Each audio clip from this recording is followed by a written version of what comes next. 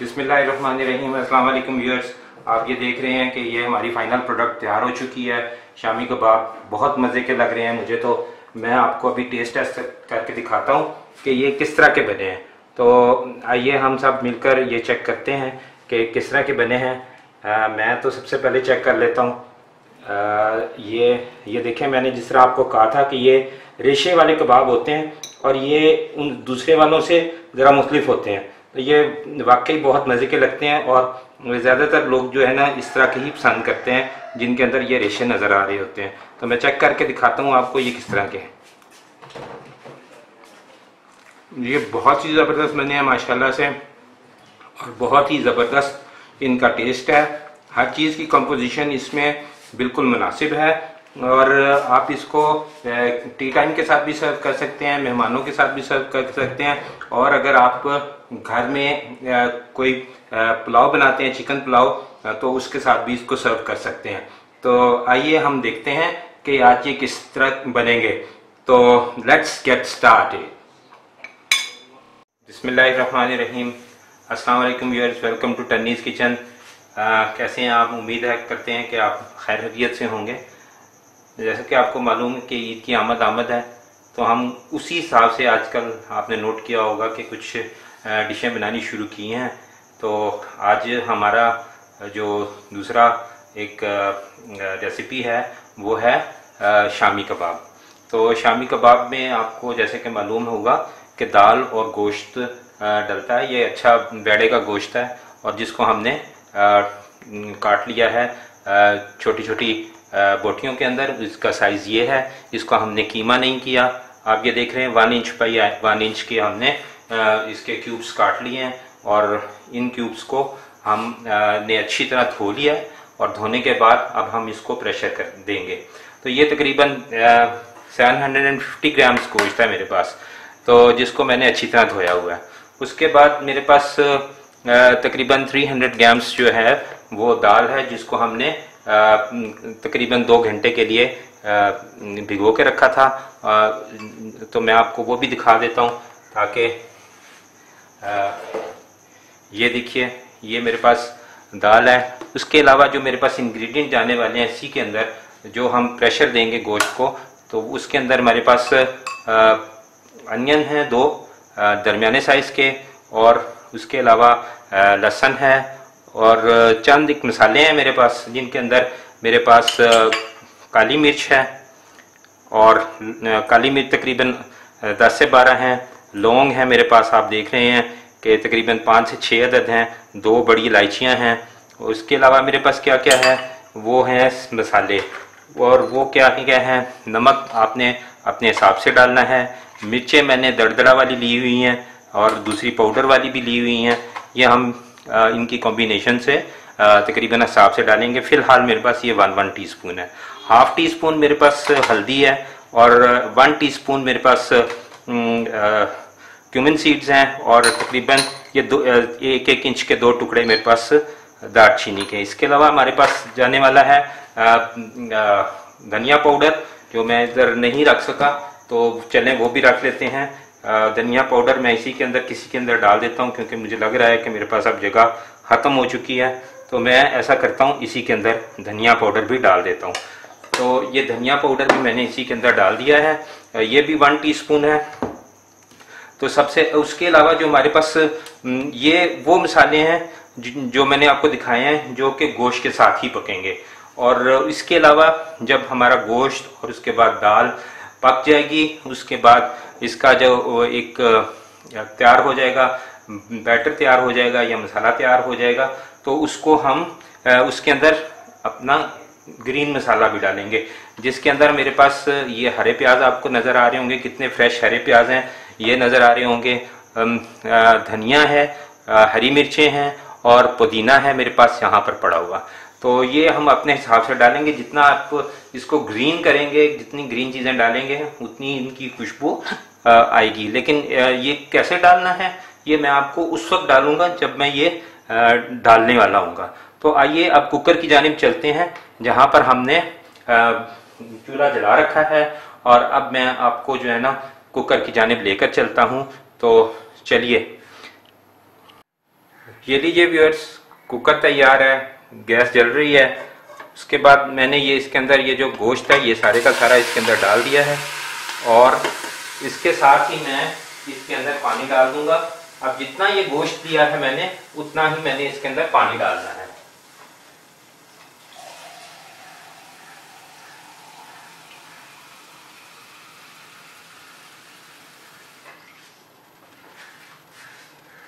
ये गोश्त मेरे पास था, मैंने आपको बताया था 750 ग्राम्स है। उसके बाद ये देखें मैंने इसके अंदर 750 ग्राम्स ही पानी लेना है।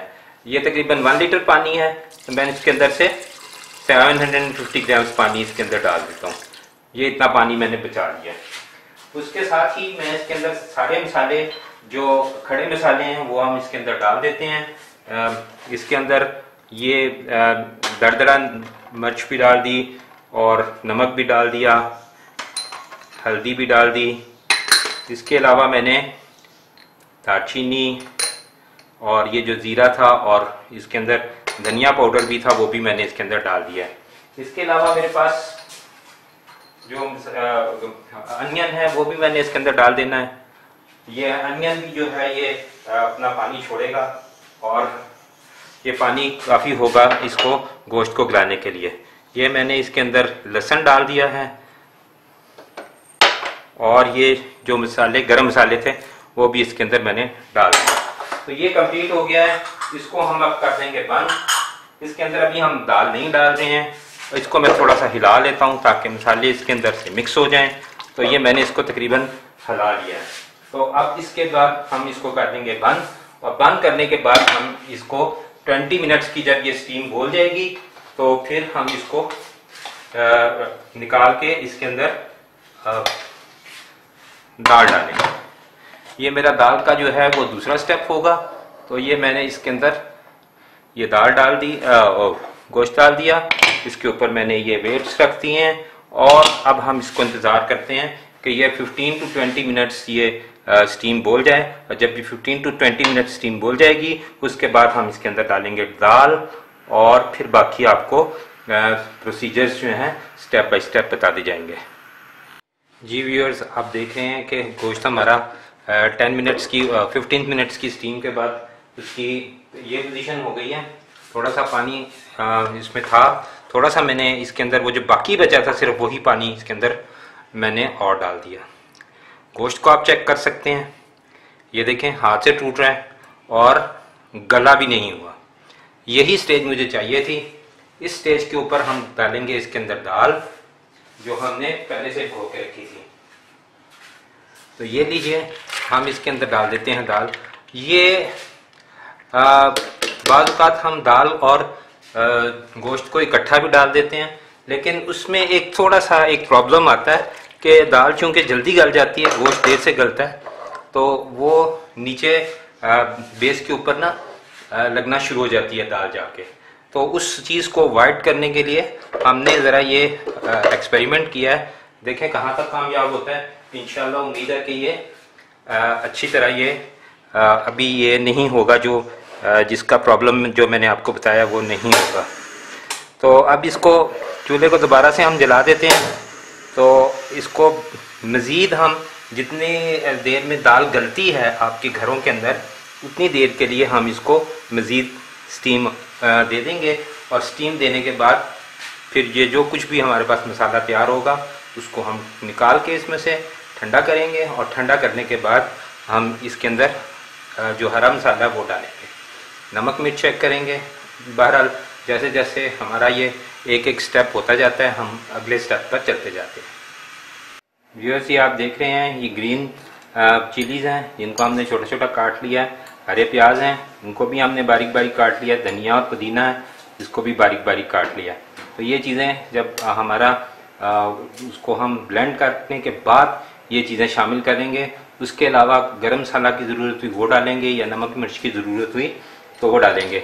ये मैंने मिर्चें जो हमने निकाली थी वो बचा के रखी हुई हैं कि अगर हमें ज़रूरत पड़ी तो हम उसके अंदर डाल लेंगे। तो आइए इंतज़ार करते हैं जब तक कि वो उसका पानी खुश्क हो जाए अच्छी तरह से और वो ठंडा हो जाए। उसके बाद हम आपसे मिलते हैं। ये लीजिए व्यूअर्स, ये मैंने वो मसाला यहाँ पर निकाल लिया है और इसको निकालने के बाद हम इसको ठंडा होने के लिए छोड़ देते हैं थोड़ी देर के लिए। जैसे ये ठंडा होता है फिर हम इनके अंदर ये जो मसाला है ये डालेंगे ग्रीन वाला, और अगर कोई नमक मिर्च की ज़रूरत हुई वो डालेंगे। तो फिर आपको इनके शामी कबाब बना के दिखाते हैं। वेल व्यूअर्स, ये आप देख रहे हैं कि ये हमारा ये जो मसाला हमने बनाया था दाल और गोश्त का, ये ठंडा हो चुका है, और अगर थोड़ा बहुत गर्म है तो ये हमारे कूटने तक ये ठंडा हो चुका होगा। दो तरीके हैं, आप इसको या तो ट्रेडिशनल वे में कुंडी डंडे के अंदर ये बनाएं। कुंडी डंडे के अंदर बनाने का आपको ये फ़ायदा होगा कि जो जिस चीज़ का मैंने आपकी इशारा किया था कि इसके जो रेशे हैं ना वो नहीं टूटेंगे। ये देखें, जो ये रेशे हैं ना गोश्त के, ये नहीं टूटेंगे कुंडी डंडे के अंदर। लेकिन अगर आपने इसको चॉपर के अंदर डाला तो चॉपर के अंदर ये रेशे घुल मिल जाएंगे। या फिर आपके पास सिलबट्टा है तो उसके ऊपर भी कर सकते हैं। जितनी आप मेहनत करना चाहेंगे, जितनी मेहनत करेंगे उतना ज़्यादा अच्छा होगा रिज़ल्ट। तो आइए इसको शुरू करते हैं और इसको कूट लेते हैं।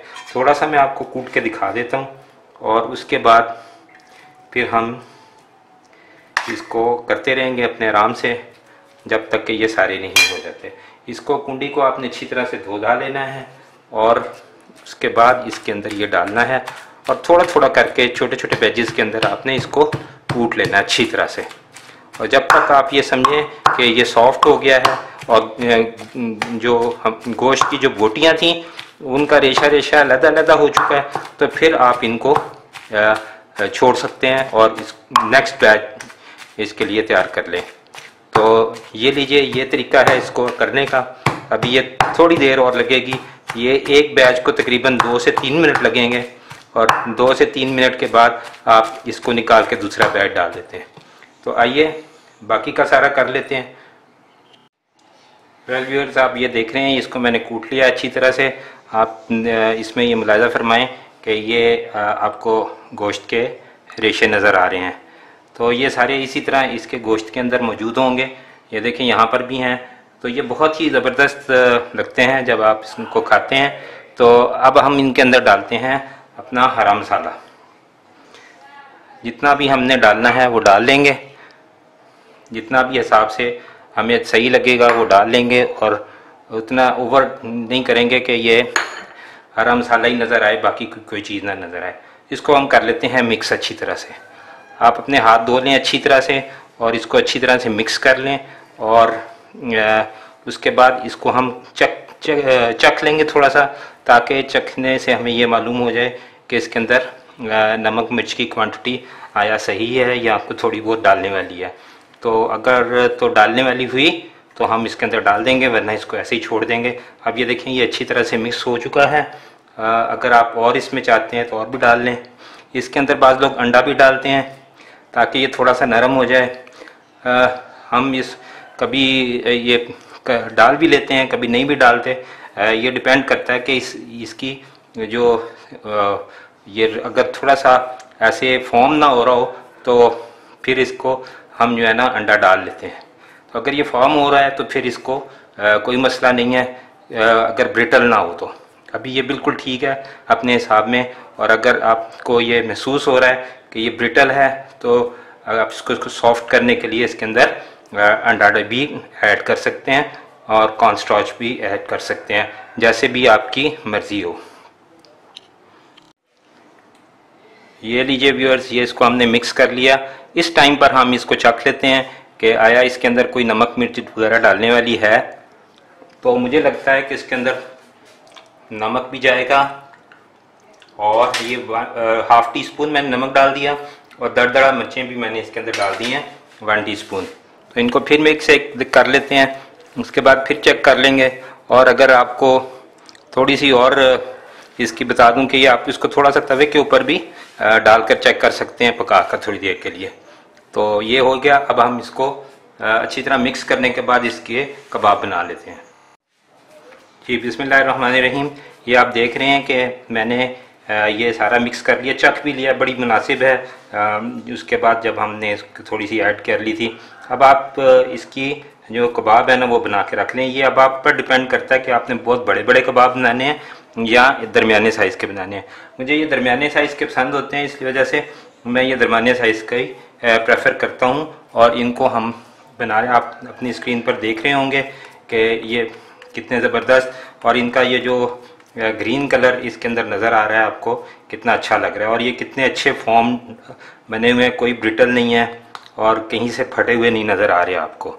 ये बहुत ज़बरदस्त बनते हुए चले जाएंगे। ये 2-3 मैं आपको बना के दिखा देता हूँ, फिर जैसे ही ये तैयार हो जाएंगे तो फिर मैं आपको इनकी पूरी बैच बना हुआ जो है वो दिखाऊंगा, और ये भी बताऊंगा कि इनको आप स्टोर कैसे करना है। तो ये लीजिए मैं इसको बना रहा हूँ, तो एक और बना के दिखा देता हूँ आपको। थोड़ा सा पानी लगा के रखें हाथ को, तो इंशाल्लाह बड़े ज़बरदस्त ये बनते हुए चले जाएंगे। तो आप ये देख रहे हैं कितने ज़बरदस्त ये बने हुए हैं। तो ये कंप्लीट कर लेते हैं और फिर आपको दिखाते हैं। वेल व्यूअर्स, आप ये देख रहे हैं कि ये हमने 12 के बैचेस जो हैं वो बना लिए हैं। अब ये और भी बन रहे हैं, तो ये आपको दिखाने के लिए अब हम करेंगे ये कि इसके ऊपर हम प्लास्टिक की शीट रखेंगे। प्लास्टिक की शीट रखने के बाद इनको हम इसके ऊपर दूसरा जो सेकंड डज़न है वो रख देंगे। थोड़ी देर के लिए इनको फ्रीज़र के अंदर रखेंगे और फिर इनको स्टोर करेंगे, और वो भी मैं आपको दिखाऊंगा कि कैसे आपने स्टोर करना है इनको। तो देखते हैं। अब हम आपको उस वक्त मिलेंगे जब हमने इनको स्टोर करना होगा। लीजिए व्यूअर्स, ये मैंने वो प्रोसेस जो करना था मैंने आपको करके दिखा दिया। जो मैंने अब इसको हमने ये देखें तय बाय तय इसको हमने लेयर बाय लेयर हमने इनको 5 के बैचेस के अंदर हमने इनको स्टोर कर लिया एक बॉक्स के अंदर। ये मैं आपको दिखा देता हूँ। ये देखें, ये प्लास्टिक की शीट पड़ी हुई है हर लेयर के अंदर। तो अब हम इसके ऊपर एक फाइनल प्लास्टिक की शीट रखते हैं, और इनको हम मज़ीद जो है वो जितने भी आते हैं इनके अंदर आराम से वो रख देते हैं, और इनको हम बिल्कुल पक्का फ्रीज़ कर देते हैं। जब भी आपको ज़रूरत पड़े, जितने ज़रूरत पड़े, आप इसके अंदर से निकालें और मेहमानों को सर्व करें, खुद खाएं और इंजॉय करें। और मुझे याद रखें, और जिसको करते हैं बंद, आपने क्या करना है, अब आपने सिर्फ मुझे शेयर करना है, सब्सक्राइब करना है और बेल का आइकॉन प्रेस करना है, अपने फैमिली फ्रेंड्स के साथ शेयर करना है। तो तब तक के लिए, अपनी नेक्स्ट रेसिपी तक के लिए इजाज़त दीजिए। अल्लाह हाफिज़।